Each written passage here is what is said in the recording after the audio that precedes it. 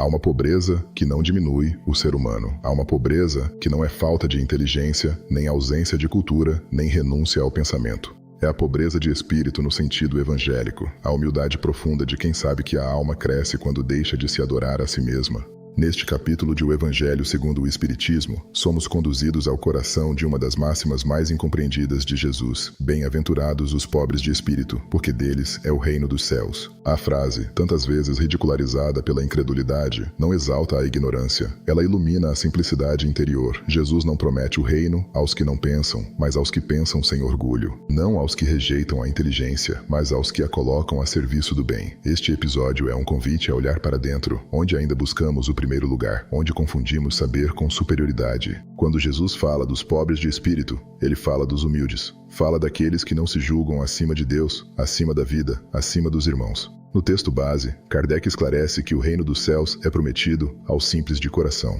A inteligência, quando iluminada pela humildade, torna-se instrumento de elevação, mas quando se fecha sobre si mesma, transforma-se em pedestal. O orgulho faz o homem olhar apenas para si. Seus olhos, concentrados na própria pessoa, deixam de se elevar e passa a medir o universo pela sua capacidade de compreender. O que está acima de seu entendimento, ele nega. O que não cabe em suas fórmulas, ele despreza. E por não aceitar que exista algo acima dele, recusa até a ação providencial de Deus. A lição é delicada e firme. Não é o saber que afasta de Deus, mas a vaidade do saber. Não é a ciência que obscurece a alma, mas o orgulho que transforma a ciência em soberania pessoal. O homem verdadeiramente inteligente sabe que há limites em sua visão. O orgulhoso, ao contrário, confunde limite com inexistência. A humildade é apresentada como um ato de submissão a Deus. O orgulho como uma revolta contra ele. Por isso, o Evangelho afirma que é melhor ser pobre de espírito segundo o mundo e rico em qualidades morais. A verdadeira pobreza de espírito não apequena a criatura, ela a liberta da necessidade de parecer grande. O humilde não se humilha por fraqueza, ele se reconhece diante de Deus, ele compreende que ninguém se eleva pisando sobre os outros e que nenhuma conquista terrena substitui a grandeza moral.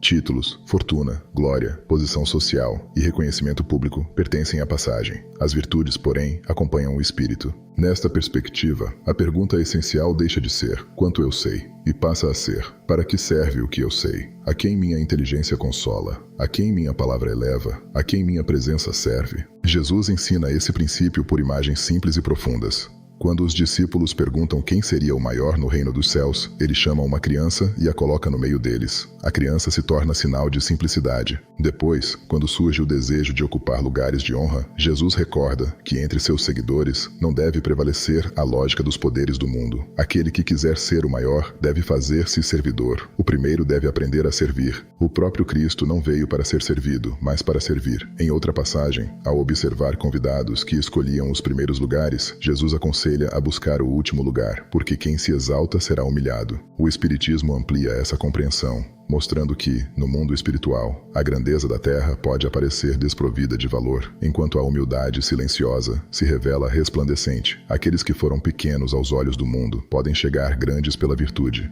A morte retira os adornos externos. Ficam para trás os títulos, o nome social, a glória, a fortuna, o nascimento. O espírito leva consigo apenas aquilo que cultivou em si: caridade, humildade, amor, retidão, serviço. O texto é severo ao mostrar que o orgulho torna a nova situação mais humilhante. Quem se acostumou a olhar os outros de cima pode despertar diante daqueles que desprezou, agora elevados pela verdadeira luz. Assim, a justiça divina educa sem violência.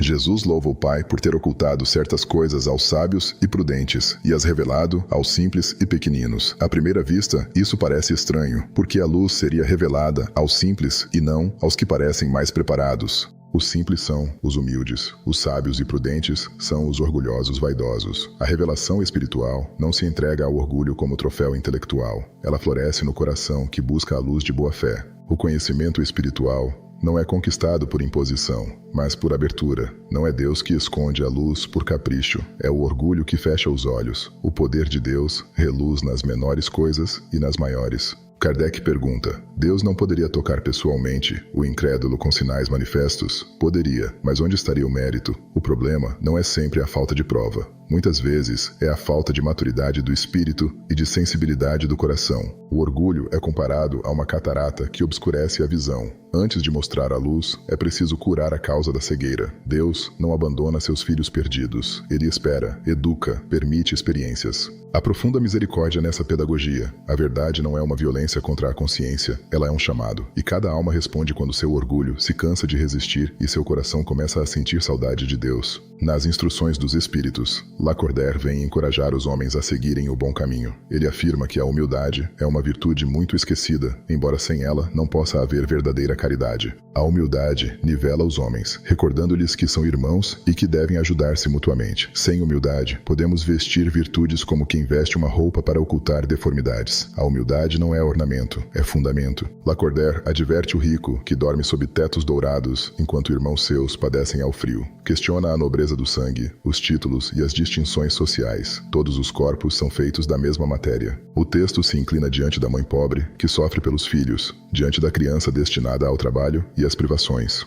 Não há romantização do sofrimento. Há reconhecimento da dignidade espiritual de quem sofre sem perder a confiança. Aos que padecem, a mensagem não promete felicidade imediata na terra. Ela oferece esperança espiritual e responsabilidade interior. Suportar com coragem, perdoar as faltas dos irmãos, reconhecer que também carregamos imperfeições. Lacordaire usa uma imagem forte. Os homens abandonam os exemplos do Cristo e fazem um Deus a seu gosto. Quando a religião deixa de transformar o coração e passa a servir as paixões, o orgulho ergue seus altares. Por isso, a instrução é clara: voltar a si, permitir que a voz dos espíritos toque o coração, ser generoso e caritativo sem ostentação, demolir pouco a pouco os altares erguidos ao orgulho. Adolphe, bispo de Alger, aprofunda a análise social. Ele pergunta por que os homens se queixam das calamidades que eles mesmos acumulam sobre suas cabeças. O mal-estar geral nasce de uma moral esquecida. Não pode haver felicidade sem benevolência mútua, e não pode haver benevolência verdadeira, onde domina o orgulho. O orgulho é apontado como fonte de muitos males, porque mede o valor das pessoas pelo ouro e pela aparência. A instrução lembra que o orgulho, quando chega aos extremos, anuncia queda próxima. Deus permite certos avanços exteriores para dar tempo de reflexão, mas quando o orgulho se endurece, a experiência vem educar com mais força. Ainda assim, a mensagem não termina em condenação. Ela aponta um remédio poderoso, a luz espiritual, a recordação dos deveres verdadeiros. O maior é aquele que foi humilde entre os pequenos. No encerramento do capítulo, Ferdinand dirige-se especialmente aos que receberam inteligência. Ele adverte: não vos orgulheis do que sabeis, pois esse saber tem limites bem restritos. Mesmo o maior intelectual não tem direito à vaidade. Se Deus permitiu que alguém nascesse em condições de desenvolver sua inteligência, é porque Ele confiou uma missão. A inteligência é um instrumento colocado nas mãos do Espírito para auxiliar o progresso de todos. A comparação é simples. A enxada nas mãos do trabalhador indica que ele deve cavar o terreno. Mas se ele usa a enxada para ferir seu mestre, inverte a finalidade do instrumento. Assim ocorre com quem usa a inteligência para destruir a esperança. Saber mais não autoriza desprezar. Comunicar melhor não autoriza manipular. Ter cultura, técnica ou influência não autoriza esmagar a fé simples de ninguém. Toda capacidade recebida pede responsabilidade proporcional. Bem-aventurados os pobres de espírito é, portanto, um chamado à humildade lúcida. Não é elogio da ignorância, é convite à grandeza sem soberba, é a lembrança de que o reino não se abre à arrogância, ainda que ela seja brilhante.